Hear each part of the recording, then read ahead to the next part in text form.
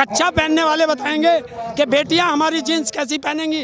इनका तो जूता हाथ में होना चाहिए और ये राजनेता आगे आगे होना चाहिए। भूगोल पता नहीं, वो भारत की राजनीति कर रहे हैं। यही तो इस देश का दुर्भाग्य है। का फंदा चूम लेना उस भगत सिंह, राजगुरु, सुखदेव की तरह, मगर बीजेपी के झांसे में मत आना, इनको वोट मत दे देना। हमारा देश नालायकों के हाथ में गुलाम हो चुका है और हमें ये बचाना है। देखिए, नमस्कार, आप देख रहे हैं DS4 न्यूज़। मैं हूं आपके साथ नदीम अहमद और इस वक्त मौजूद है गाज़ीपुर बॉर्डर पर और यहां पर आज भी प्रदर्शन जारी है। आज बेहद ख़ास दिन है, शहीद आज़म भगत सिंह का शहीदी दिवस है और यहां पे बहुत सारी भीड़ मौजूद है। किसानों के अंदर एक चीज़ है कि हर्षोल्लास की कोई कमी नहीं है। किसान आज भी प्रदर्शन कर रहे हैं और देश की राजनीति में क्या कुछ चल रही है यहाँ किसानों को बखूबी पता है और इन तमाम सवालों को आज यहाँ मौजूद किसानों से पूछेंगे और पूछेंगे कि आखिर देश में चल रही जो राजनीति है उसके बारे में वो क्या सोच रहे हैं। तो मेरा सबसे पहला सवाल जो है हमारे साथ मौजूद है हरिंदर ताऊ, इनसे है, क्योंकि इस वक्त जो है देश के अंदर चुनाव कई राज्यों में चल रहे हैं और चुनाव जो है बेहद गंभीर हो गए हैं।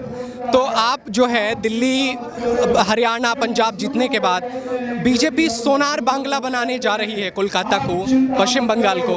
तो फिर बीजेपी ने पहले तो यहाँ बना दिया, तभी तो वो वहाँ जाकर सोनार बांग्ला बना रहे हैं। देखिए, ये एक जुमलेबाज पार्टी है और यूपी बेच दिया, हरियाणा बेच दिया, देश बेच दिया।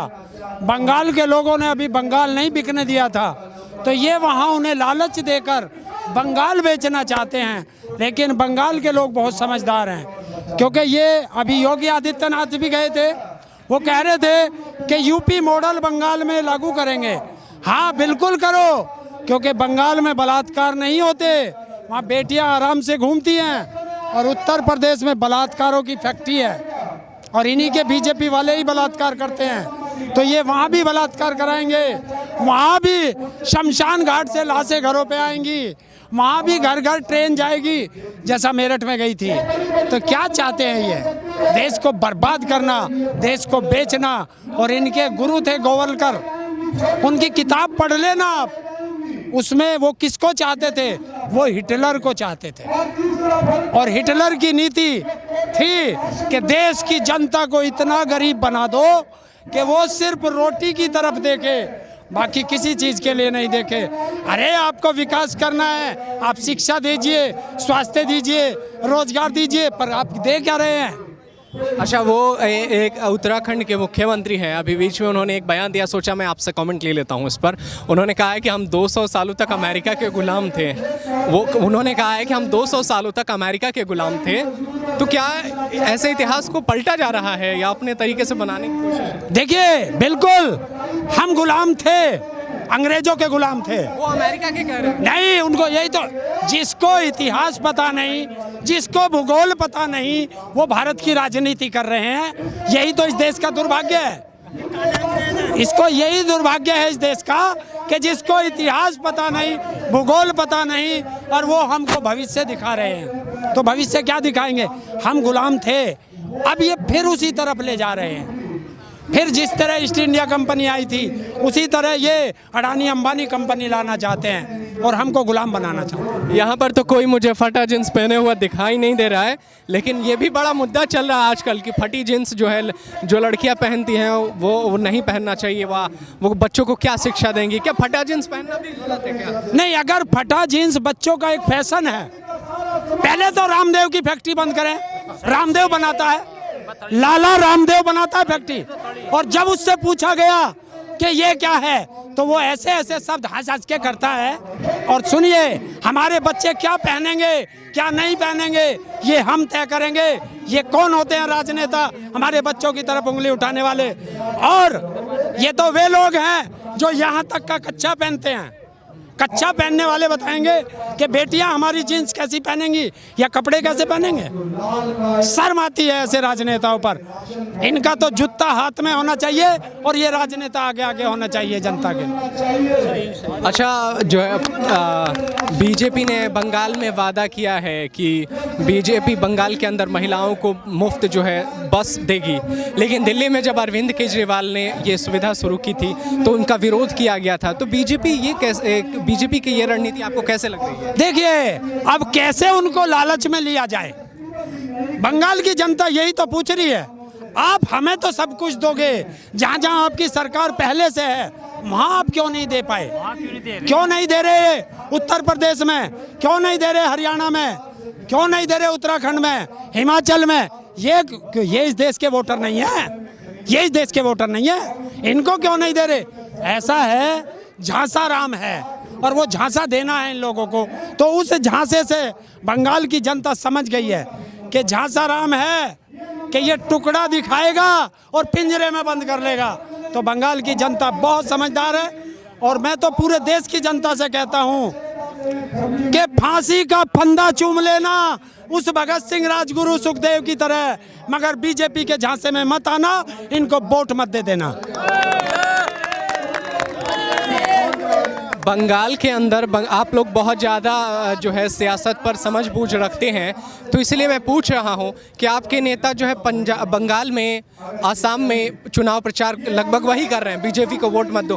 तो आप लोग राजनीति में तो घुस रहे थे, राजनीति सोचकर तो आप नहीं आए थे घर से, आप आए थे यहाँ पर अपना हक दिलाने, लेकिन अब आप राजनीति कर रहे हैं, तो इस आंदोलन को राजनीतिक नज़रिए से नहीं देखा जाएगा? नहीं, ये राजनीतिक आंदोलन नहीं है, आंदोलन बिल्कुल है राजनीतिक है, लेकिन ये सरकारें और ये राजनेता हमको उस तरफ खींच रहे हैं, उस तरफ खींच रहे हैं। देखिए, राजा का काम होता है प्रजा का सुख दुख देखना, और ये राजा सिर्फ उद्योगपतियों का देख रहा है, क्योंकि उद्योगपतियों का गुलाम है ये, और हम ये गुलाम हो सकता है, देश को गुलाम नहीं होने देगा देश का किसान मजदूर।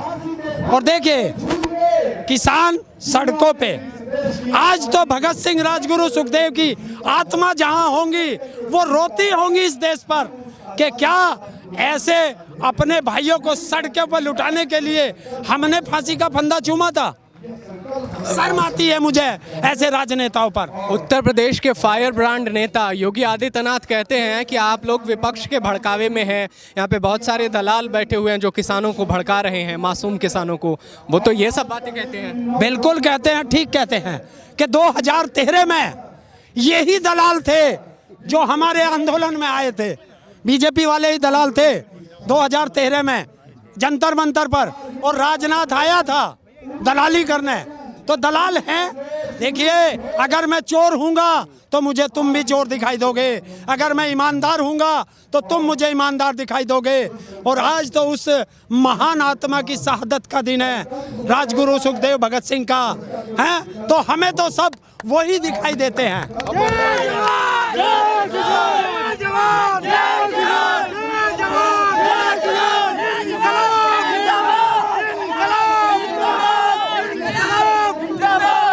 शहीदों की चिताओं पर लगेंगे हर बरस मेले, वतन पर मरने वालों का यही बाकी निशा होगा।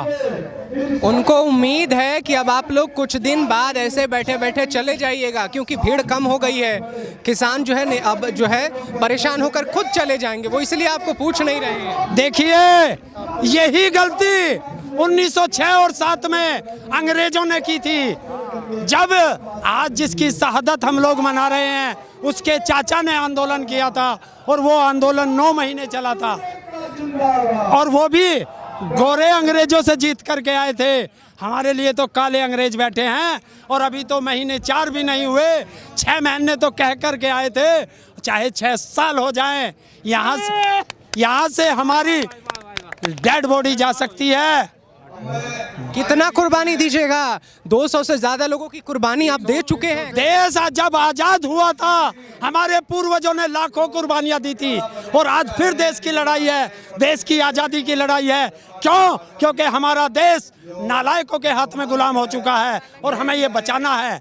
देखिए, किसान सड़क पे, स्टूडेंट सड़क पे, मजदूर सड़क पे, मुस्लिम सड़क पे, हिंदू सड़क पे, सिख सड़क पे, ईसाई सड़क पे, कर्मचारी सारे सड़क पे, सरकारी सारे कर्मचारी सड़क पे। और अगर आज छूट दे दें तो सारी सेना और मिलिट्री और पुलिस वो भी सड़क पे आ जाए, तो फिर ये किसको रख रहे हैं? उनका कहना है कि ये मुट्ठी भर किसान है पंजाब के जो भड़काए गए हैं, वो यहाँ पर हैं, पूरा देश है, इससे मतलब नहीं। ये किसने कहा? बीजेपी के नेता कहते हैं। तो उन बीजेपी के नेताओं को बता दो कि ये पंजाब का शेर नहीं, उत्तर प्रदेश का किसान खड़ा है और इस बॉर्डर पर सारा उत्तर प्रदेश और उत्तराखंड है। तो उनके चश्मे खराब हो गए हैं। अब तो लगता है रामदेव से कह दो सारे बीजेपी वालों को चश्मे बांट दे अपने। तो ये थे हरेंद्र ताऊ जो अपने बातों को लेकर के यहाँ अक्सर चर्चा में रहते हैं और इनकी बातें जो हैं देश के लोग बेहद गौर से सुनते हैं। और इनकी जो बातें थी, आप क्या सोचते हैं आप हमें कमेंट करके ज़रूर बताइएगा। साथ ही देश और दुनिया की तमाम खबरों को देखने के लिए आप बने रहिए DS4 न्यूज़ के साथ। नमस्कार। किसान यूनियन, किसान यूनियन, सरदार भगत सिंह अमर रहे। सरदार